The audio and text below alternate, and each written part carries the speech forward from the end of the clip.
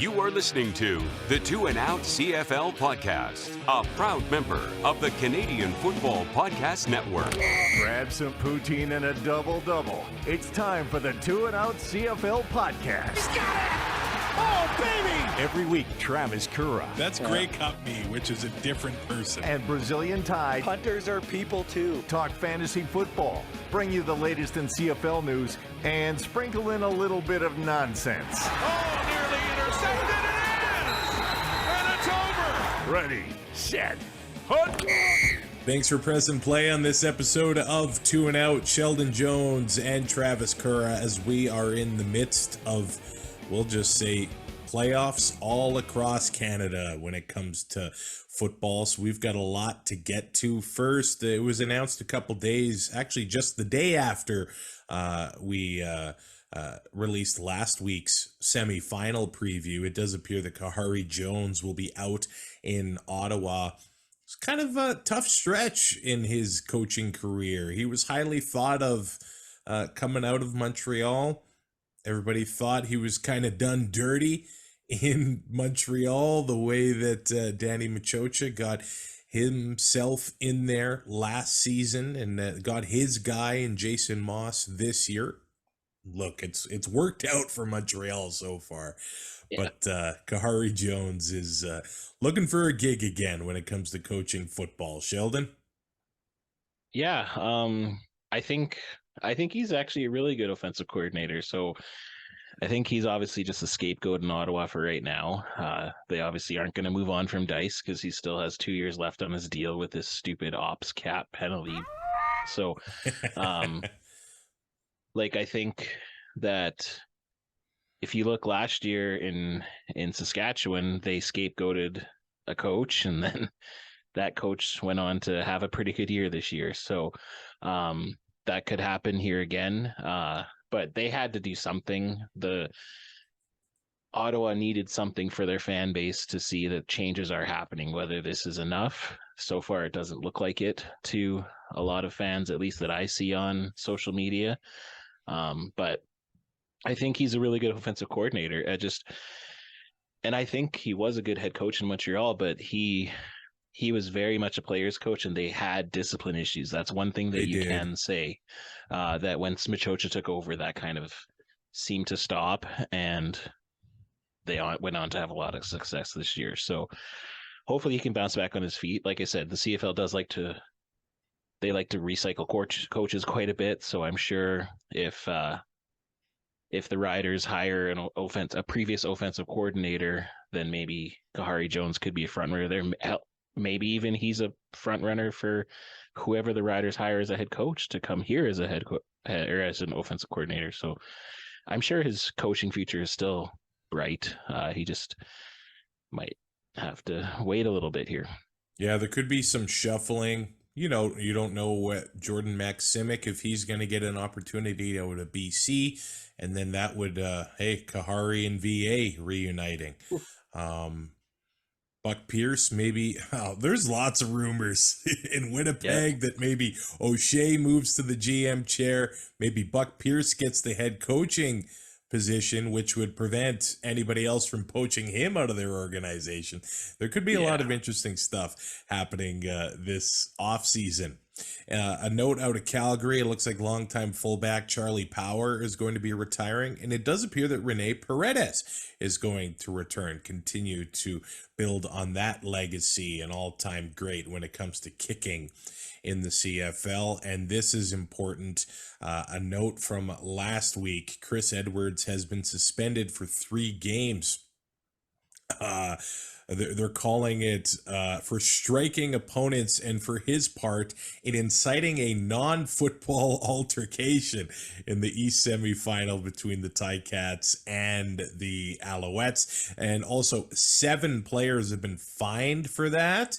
It looks like anybody that left the bench, I'm seeing, they got fined, which, that's to be expected. But 3 games, is that fair in your eyes, Sheldon? Not really. I don't know if any team are going to actually sign him, so I don't know if he's going to ever actually have to sit out these 3 games. But honestly, I think a bigger message needed to be sent. If you're asking me honestly here, I think Randy Ambrosie needed to come out with a statement saying, listen, I will not accept a Chris Edwards contract until he can show that he's gone through some, at least anger management or something like that. Because if I'm not mistaken, I think they did that for Kyrie Bear once he got his final suspension. Maybe he did that with Marino, though. He said he wasn't going to register a contract for Marino, I believe. So I think this is something that should have happened. But I'm just hopeful that no teams sign him, because he's just showing that it's a consistent problem that he has with anger management or something like that. And it's just not a good look for the league for players to repeatedly get allowed to have opportunities to do that. A lot of great comments on the show on YouTube from our semifinal recap, and some Hamilton fans kind of, unpacking what has happened this season. Jeff leaving a comment saying, Coach O has had a horrendous season of decision making. Says he won't be upset to see him go. They can't let Milanovic walk out the door and go coach Saskatchewan to a Grey Cup. He adds that the way that the Ticats handled the quarterbacks in the game was horrible. It was very clear that Schultz was struggling through the first half. Bo should have started the second half when the game was still within reach. To put him in down 2 scores with 6 minutes left, that's just insulting. And I don't blame him one bit for being choked about the situation. They started the wrong guy and waited too long to put Bo in. Bill, Ticats fan, I think, with the same sort of note, and he says, who should get the blame for the lack of action to Tim White, the head coach, offensive coordinator, quarterbacks, or Tim White himself? Still unpacking what happened in that East semifinal for the Ticats. And thank you for continuing to listen to Two and Out, engage with the show on YouTube, and download the show. This week we just crossed 300,000 all-time downloads. That's pretty cool, and it makes me feel pretty good, and that there are more than 4 or 5 people that listen to Two and Out. So thanks so much for engaging with the show. And I want to thank Jenny on YouTube for reminding us the Canadian Bowl is going to be happening this weekend, the championship game for Canadian junior football. The Saskatoon Hilltops taking on the West Shore Rebels just outside of Victoria, BC. Both teams undefeated. It's the oldest championship in Canadian football. It's the 115th edition of the game. That's going to be quite the battle coming up here on Saturday on Vancouver Island.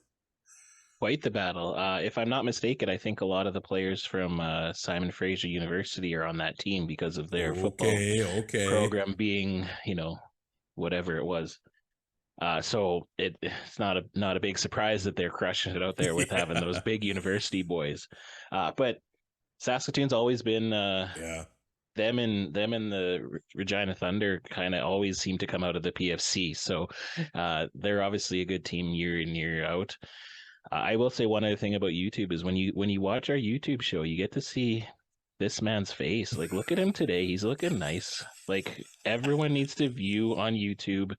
Ring the bell, get those subscriptions up so you can see this guy. Look at that. What a nice smile. Look at not you making me blush. What I'm here for. Hey, I like your style, like that well-trimmed beard. Mine is usually, this is about as nice as it'll look for a few weeks, and then it'll grow out, and I'll look like, I guess, Mick Foley again. But if I could have a beard like that, I would. It just doesn't. Restaurant manager, I can't really have it as long. Like, this is actually probably too long for my current job, but I get that. I made some freshly baked buns over the weekend, and my wife Taylor found a nice beard hair embedded in one of her buns. So nice. That's just extra flavor right there. That's the home kitchen. So yeah. Oh well. And like when we have 3 animals in our house here, so anytime food is made, there's hair in it from something because. And I cook exclusively shirtless, so yeah, that's a hack. That is a hack. I've even gotten okay cooking bacon shirtless. I don't know if that makes me dumb or tough or both, but I mean, if you cooked it the right way, it wouldn't matter. Because are you saying the oven? It's not the right way, brother. It makes it perfect, sir. Perfect. So here's what I did for breakfast. I shredded some potatoes. I squeezed out the juice with the cheesecloth. I cooked the bacon in the cast iron pan, and then I cooked the shredded potatoes in that cast iron pan with the bacon grease. So I'm sorry, if you just bake the bacon, I'm not gonna just I don't know. Do you think the grease just evaporates because it's still there, and then you just use it for when you start cooking your eggs and your potatoes? More annoying, honestly. But you have this nice flat, delicious looking bacon that just. I like my bacon really rare. I am full on caveman. If you ever go to chicken wings, go out for wings with me. There's nothing left on that bone. My dad used to joke, like if I lived in the bush with the bears would starve. There'd be nothing left for them. Well, we could talk about food all day, but maybe we'll get back to the show here. It's nice I love me some Brazilian Thai, but I can only talk about chicken nuggets and Coke for so long. Here, there's some nuance and some adult perspectives. And Diet Coke. Yeah, that's a non-starter, brother. There's lots of U Sports football, obviously, to take in as well. The AUS final has Bishops against St. FX, Laurier and Western in the Yates Cup. The classic rivalry, no surprise, Montreal and Laval in the Dunsmore Cup, and U of A versus UBC in the Hardy Cup. What a great year for U of A. They crushed the Huskies over the weekend.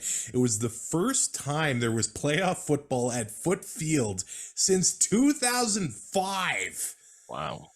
So it's been some lean years there, and a big game for them against the Thunderbirds. We also have the East and West final in the Canadian Football League. Sheldon, we can confidently say around 55,000 people are going to be out to CFL football games this weekend. Whichever way you look at it, that is awesome. Over 23,000 tickets sold to the East Final at BMO Field. The Trues, a great live Canadian band, set to play. It is Remembrance Day, so I do wonder maybe they're going to be playing the Highway of Heroes song that they came out with a few years ago, which... I love that song. It's a beautiful tune, man, and it's a tearjerker for sure. I just love that they came up with that song. I don't know if they'll be playing it at BMO, but either way, it looks like it's going to be a great atmosphere there. A place where the Argos are undefeated in 2023, Sheldon. Yeah. Like we talked about last week how it was going to be hard for Montreal to be able to beat Hamilton, 4 times in a row, and now we see that Toronto has that same opportunity here. So I think it's going to be a little bit easier for Toronto than it was last week. Well, maybe not. I think this is a Toronto game. I don't know if Montreal stands much of a chance here. The deck is stacked against them. Toronto's undefeated against the East. They're undefeated at home. They're favorites by 10.5 points. And like you said, they beat the Alouettes 3 times here. And these two teams played back-to-back in September. And the Owls, they only lost by a field goal the last time. But I think at that time also the Argos had first locked up. And maybe this is a different Argos team we're going to be seeing, because for the 3rd year in a row, Andrew Harris, he's going to be back for a division final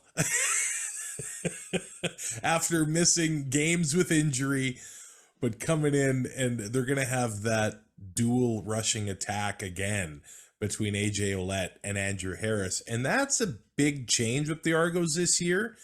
Last year, they didn't have the rushing success consistently throughout the year.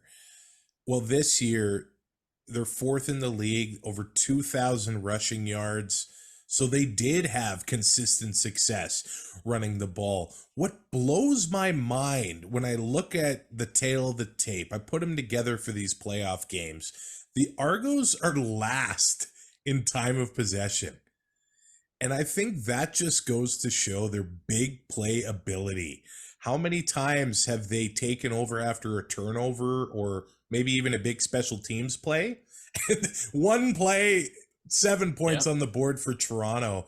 That is the key for Montreal, to stop the big play Argos, and that's tough.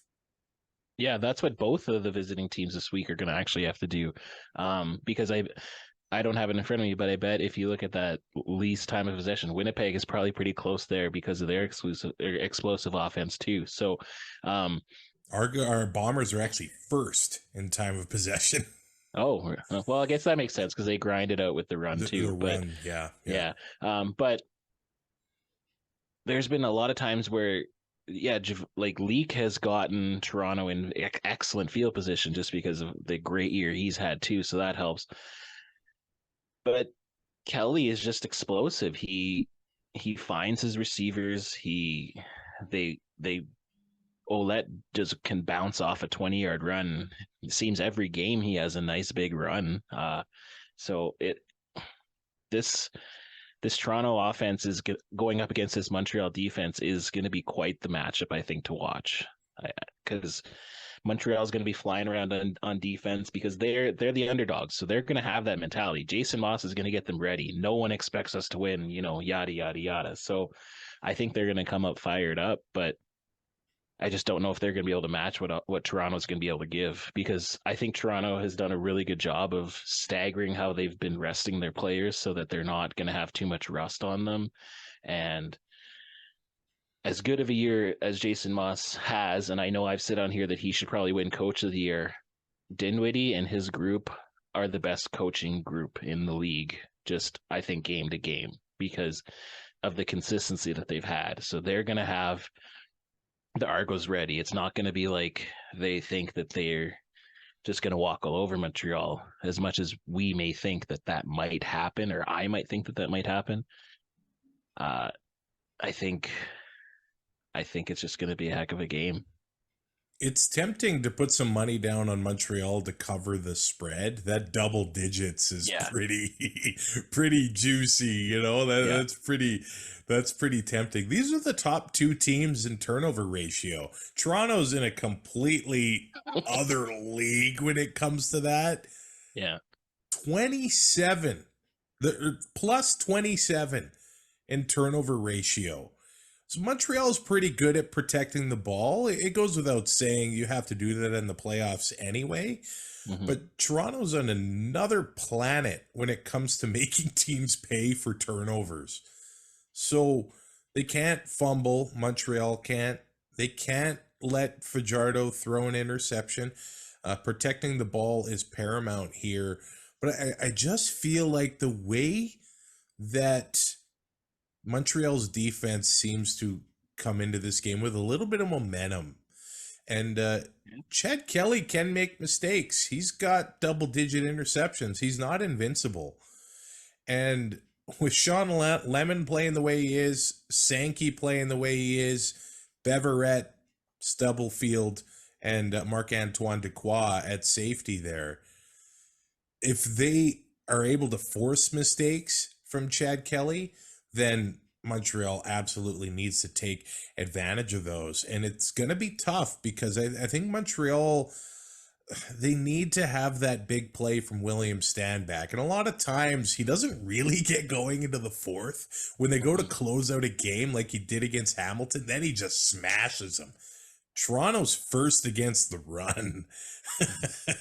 So you need to have success on first down and have success running the ball. If you look, Montreal is actually 6th in the league with converting second downs. Toronto is second. So they're pretty darn good at converting those second downs and staying into second and short situations. Montreal, they're just one of those grinding teams, Yeah. scrappy teams. They don't have as much explosive plays like Toronto does, but they just stay steady and consistent and don't turn the ball over. If I remember correctly, in September, Cote missed a few kicks against the Argos. That can't happen here. One or two missed kicks, and Montreal might be in deep, deep trouble. But like you said, I think all the pressure is on the Argos. 16-2 teams in the past. They haven't been able to close the season out. I saw there was a feature on CFL.ca talking to Rough Riders from the 1989 team that beat the 16-2 Edmonton team in the West Final. All the pressure is squarely on Chad Kelly's shoulders, but he rose to the occasion in the Grey Cup last year in November. But it's all going to be, how can they handle that pressure on their shoulders on Saturday? Yeah, he's been pretty he hasn't got too crazy with his emotions this year, it seems. Like he's been pretty even keel, you know.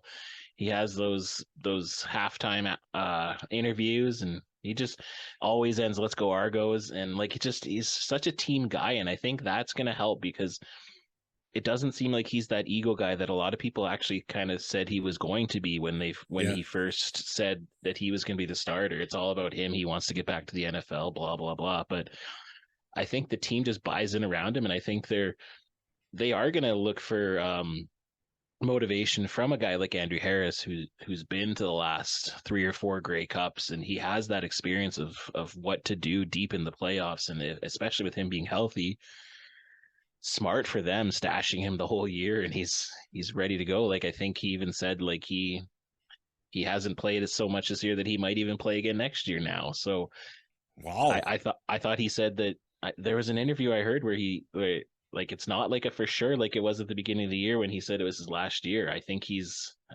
a question now, just, and that makes sense because he hasn't had a lot of miles on him this year. He's kind of been a player coach kind of, you know, and then now he's getting activated for the last 2 meaningful games of the year here. So I don't know if long story short, I don't know if that pressure is going to be insurmountable for the Argos. I think they've been built to be able to handle this pressure. Montreal did have a late lead through that fourth quarter. The last time they played Toronto, they had a big drive from the Alouettes, and they're going to need a few of those, like 6-minute drives. Yeah, they need to kill the clock. Like, yeah, that's the clock is their enemy just as much as the Argos are, because we've seen Chad Kelly can score in a minute, so they have to take as much of that clock away as they can. This does look like it's shaping up to be the biggest crowd for an Argos home game in 6 or 7 years. It's going to be a raucous environment. Most of all, I'm just looking forward to that, man. It's a great setting for football, and fans are going to be in for a treat, I think, coming up here on Saturday. One, I think, injury note to watch for the Montreal Alouettes. Keon Julian Grant is limited in practice. I think it would be big if they got him back onto the field for this one. And Chandler Worthy has been practicing in full for the Alouettes. That is a interesting note. They've been having great returns from James Letcher. What are they going to do there? Some interesting decisions to be made by the Alouettes. And let's just remember, if the Argos get the Als into second and long, the Als got the Argos right where they want them. I'm still waiting to see that, man. We'll see. Wouldn't it be amazing, though, if Toronto just pulled it out on them? That would be great, too. I want to see them.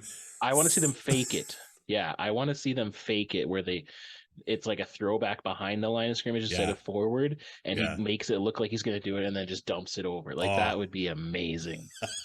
I'd love it. The closed practices in Montreal are probably an interesting place to be.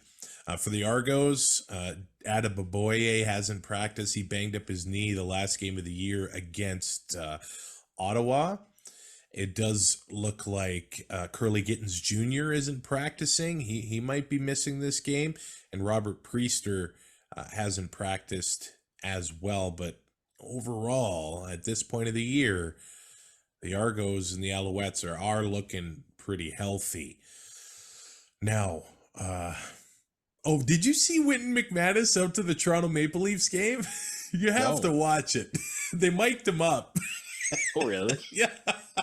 And they're like filming him across the rink.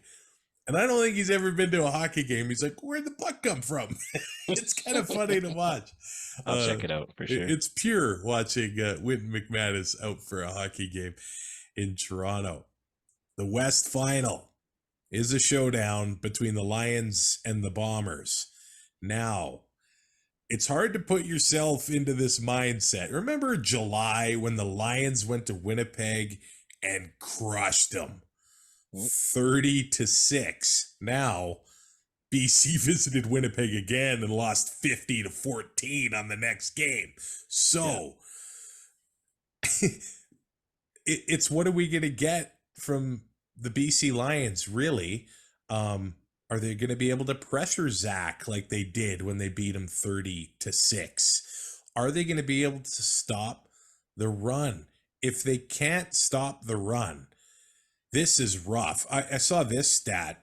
Winnipeg gained first downs on rushing plays 165 times this year. BC did it 96 times. BC has the least rushing yards in the CFL. Actually, Winnipeg almost has as many rushing yards more than BC has total. The Bombers have rushed for over 2,500 yards this year, and Winnipeg or BC has rushed for less than 1,400. And it does look like the weather is going to be favorable for both games this weekend. It's not going to be -8 and a wind chill of -15, so it's going to be one of those games. Passing is going to be available here, and that is BC's bread and butter. If they can't pass the ball, they're in deep trouble. And VA was in a zone in the West semifinal. This is a different animal, though.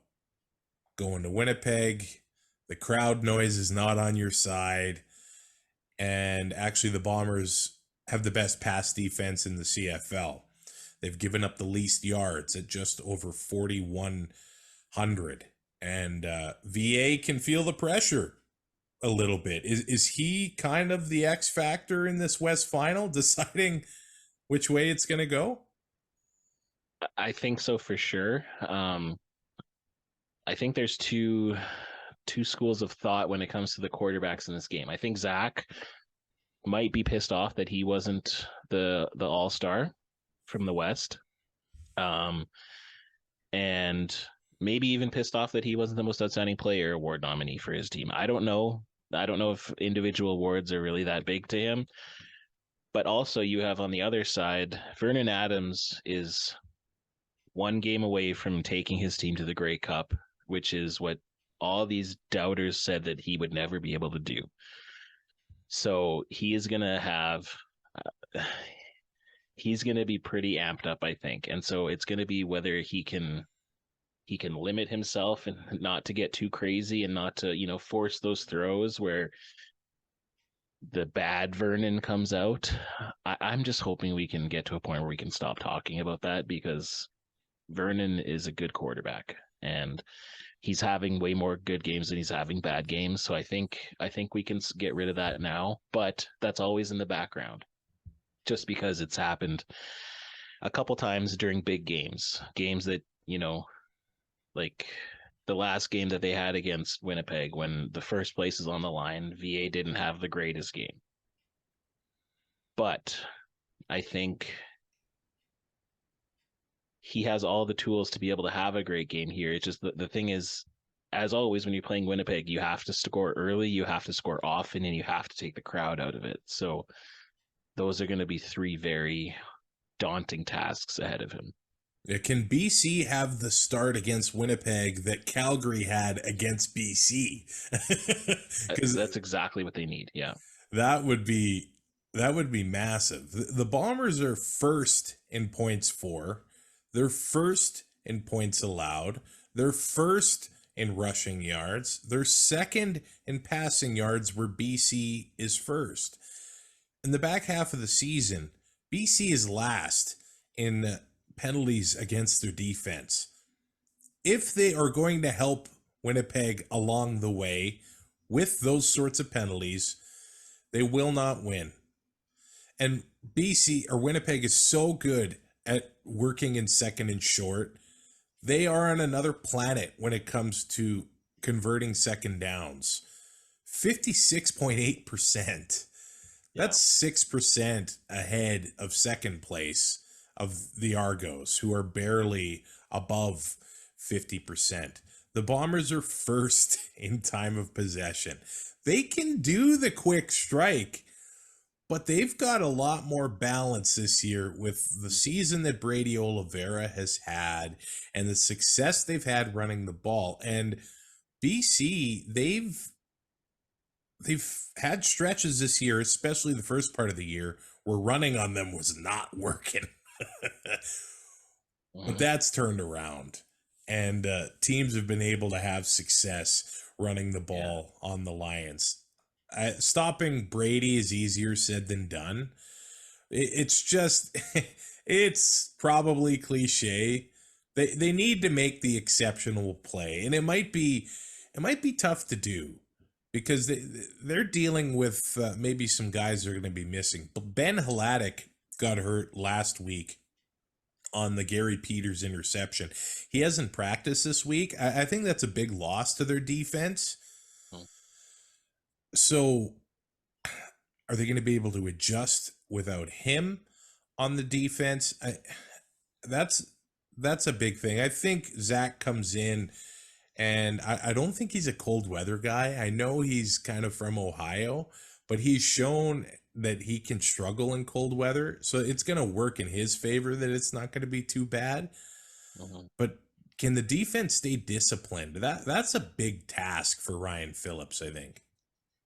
Yeah, them staying disciplined, and they have to contain Zach. They can't allow him to be able to run around in that pocket and wait for his receivers to do what they are so amazing at and getting open. They need to pressure Zach. They need to frustrate Zach, because he's shown that he's also a quarterback who sometimes when he gets frustrated, he just shuts down and he can't go. But then other times he gets pissed off and it's like it's the worst thing you could have done. Like, yeah, exactly. Yeah, he's such a Jekyll and Hyde quarterback, but he has been dominant with his protection, right? So that's the thing. You need to disrupt his protection. And Ryan Phillips, I think last game his defense was a lot better than I think we thought. After that initial, when Bagleton got that opening drive touchdown, and I think everyone was like, "Oh, here we go again." They only allowed field goals, yeah. Yeah, but then after that, they kind of locked it down, and then there was some garbage scoring at the end for Calgary too. But I think that's a positive step for them. They saw that they could limit that explosive, because Calgary has an explosive offense. They do when their receivers catch the ball. So I think they can build on that, and then it also works into BC's advantage that it's not going to be as cold as it could be, because they're used to playing inside their nice dome stadium, right? So this game has the potential to be amazing, and I really hope it does. I hope this is that game that we like. early in the season when we wanted to see that Toronto Winnipeg game and we thought it was going to be amazing and it turned out to be terrible. I think that this is that game that we're hoping for. I hope. BC's got they can do it. Yeah. It can turn into a shootout real quick. It could. Like, real quick. I would love to watch that, a 49-42 game here at IG Field, but it might Andrew be... Harris me that, man. Andrew Harris me that. It might be 25-22, which it all comes down to the last play. And I hope it's within, a score in this one. Yeah. Although fans in Winnipeg will be like, no, I want them to crush the Lions. And the Lions are going to get some help back on the D-line. Sione Tehema is back from suspension, so he'll be back on the D-line. Can Josh Woods, the linebacker, have another performance like he had last week? Double-digit tackles. That was massive for him. Wednesday's practice in Winnipeg saw Nick Dembski, Rasheed Bailey, and Dalton Schoen not there. Now, Dembski and Bailey were working on the side.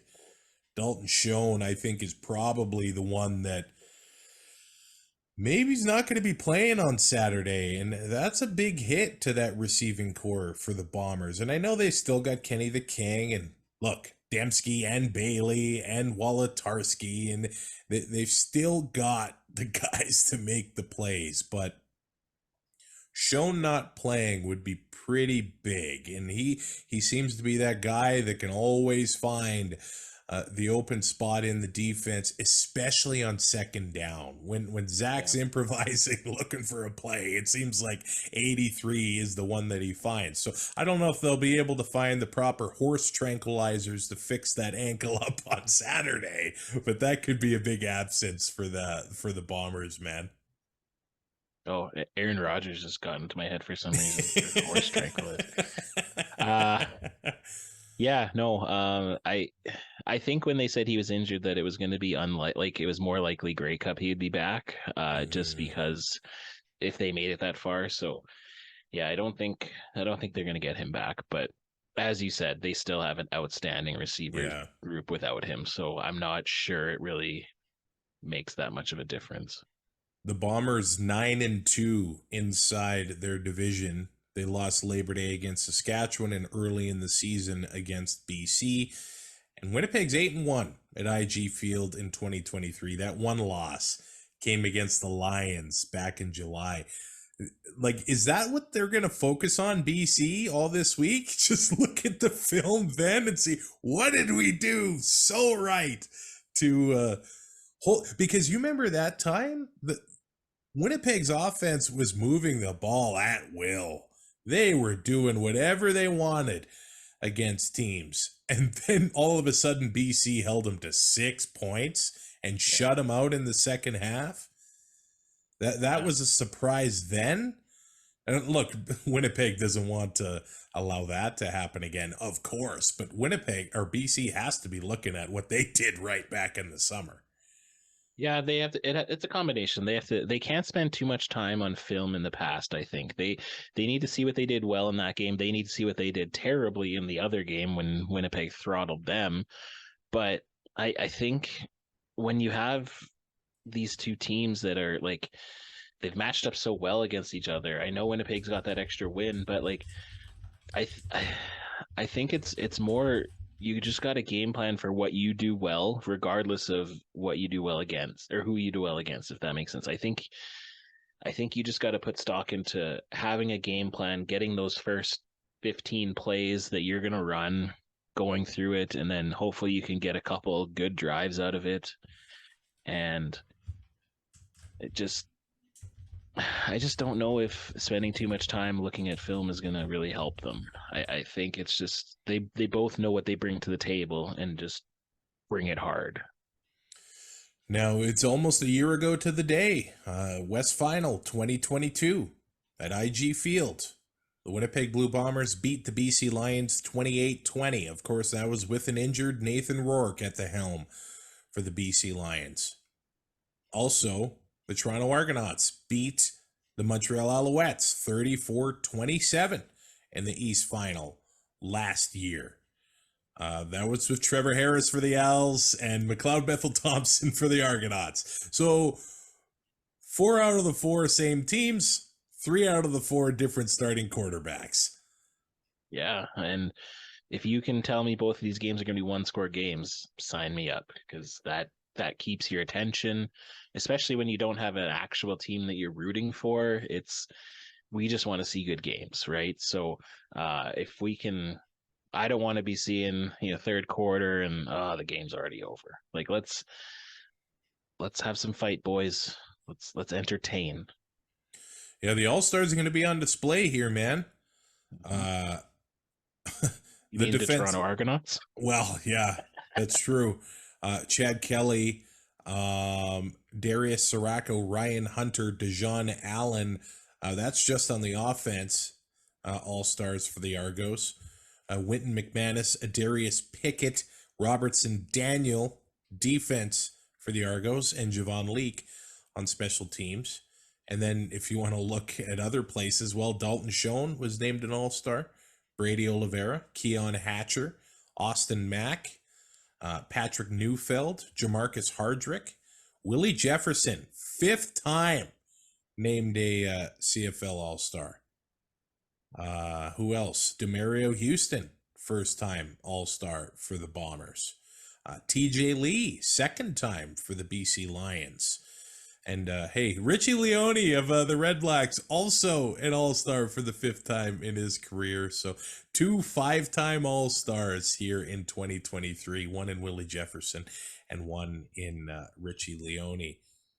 Okay, now the Bombers are 5-point favorites, so the bettors are expecting this one to be closer than the East Final. Lock in your picks, Sheldon. Is it going to be a rematch of the 109th Grey Cup, or are we going to get something different? I know for sure Toronto is going to beat Montreal in my head and in my heart. This other game is tough. In my head, I think it's Winnipeg. In my heart, it's BC, and I think I'm going heart. So BC and Toronto. My heart wants BC Montreal.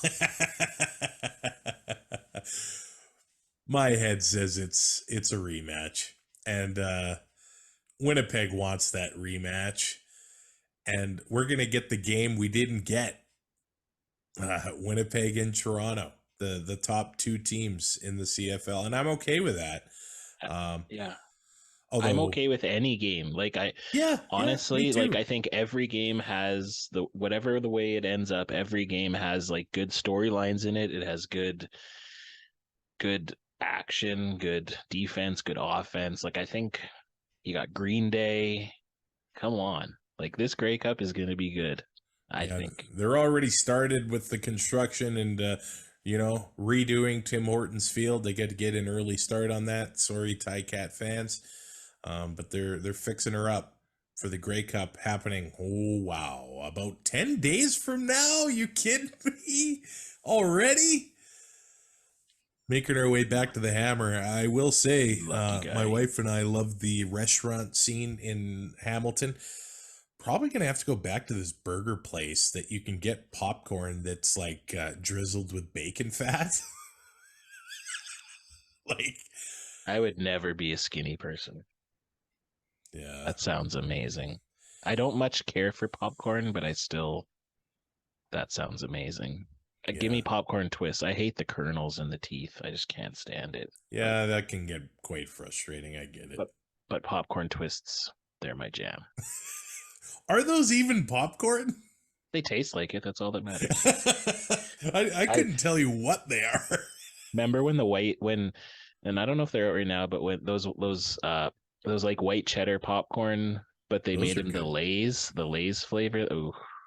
But I like those white cheddar popcorns too. Maybe I like popcorn more than I'm letting on, because I like it at the movie theater too. I just hate those kernels in my teeth. Yeah. What? I actually broke a tooth with popcorn. Yeah, same. Prompted my return to the dentist. What are you going to be having for snacks? Division final Saturday. I got a Boston Pizza gift card. I might have to slam back a Great White North. Nice. I don't know. Usually when it comes to that, we make like a taco dip. Tammy makes a really good taco dip. It's delicious. And then I don't know if you've seen these chips, but they're like Tostitos, but they're like scoops. They're like thick. Yeah. Those things are awesome. So probably that, maybe some chicken wings, some pizza maybe, but definitely Diet Coke. If I could get a 4-gallon pail of herb and spice dip, I'd be good for Saturday. You're a herb and spice guy. I used to always be dill pickle, but I recently switched to the herb and spice. Tammy's dill pickle. I usually am French onion, but I got the jalapeno last time and it was really good. So Yeah, that might be good. my new one. Yeah, that might be my new one. Hey, hit us up. Not like Kendall with the all dressed chips though. I tried that all dressed chips and dill pickle. That sounds weird. I tried. It's okay for like a couple, but like not the way you have. No. Hey, let us know in the comments what you're going to be having for snacks at the East and West final. Maybe you'll be in the stands. Let us know who you think is going to win. I don't know if I officially locked it in, but I'm going Winnipeg, Toronto. Rematch of the 110th Grey Cup. Thanks for listening to another episode of 2 and Out. You can rate, review, and subscribe on your favorite podcatcher, and you can also support the show on Patreon. We'll be back this weekend to recap what happened in these games. You will get the audio version Saturday night if you're a patron and a subscriber on there. Otherwise, you'll be waiting until Sunday if you're just a normal subscriber. And you have to wait with the rest of the people. But thank you for being a part of 2 and Out Nation, 300,000 strong. That's as big as Saskatoon, Sheldon. Yeah, but Saskatoon sucks, so there's that. Whoa! I'm from Regina. Come on, man. I like them What does both. Saskatoon have? A couple bridges? Like, come on. A lot of bridges. A Like Gordie more Howe than a couple, statue. you're right. Yeah, so Seinfeld, I don't know if he's been there or not yet, but I got a great joke for Seinfeld. What's the deal with all these bridges? That's how he opened the show, I'm sure. Like, because you don't need that many bridges for a city, okay? That's all I'm going to say. I love it. We'll talk to you Saturday/Sunday. Enjoy all the Canadian football across the nation this weekend. Let's go Argos. Thanks for listening. Find more great shows like this at CF Pod Network on Twitter.